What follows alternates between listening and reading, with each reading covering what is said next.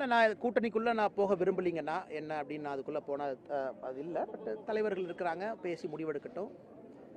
என்னை பொறுத்த வரைக்குங்கன்னா ஒரு வலுவான கூட்டணி திமுகவை வீழ்த்தணும் அப்படிங்கிறதுல எனக்கு பெரிய ஒரு நம்பிக்கை இல்லைங்கண்ணா. வலிமைங்கிறது என்னங்கண்ணா? வெறும் எண்ணிக்கை வலிமையா? ஸோ என்னை பொறுத்தவரை திமுகவை வீழ்த்தி விட்டு நாம் என்ன ஆட்சி கொடுக்க போகிறோம் அப்படிங்கிறத மக்கள் கேட்குறாங்க. இன்றைக்கி மக்கள் கேட்குறாங்க. ஸோ திமுக வீட்டுக்கு அனுப்புறீங்க, சரி, நீங்கள் என்ன பண்ண போகிறீங்க? சட்டம் ஒழுங்கு எப்படி சரி பண்ண போகிறீங்க? விஷன் கேட்குறாங்க. மக்களை பொறுத்தவரை தே வாண்ட் அ விஷன்.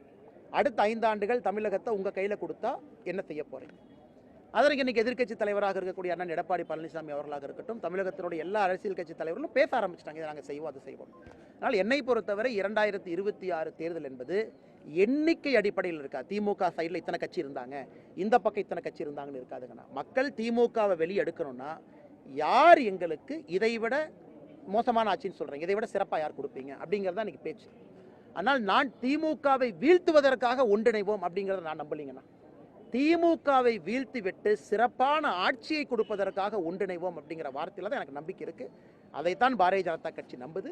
அதைத்தான் அனைத்து இந்திய அண்ணா திராவிட முன்னேற்ற கழகமாக இருக்கட்டும் எல்லா கட்சியும் நம்புது நான் நினைக்கிறேங்க.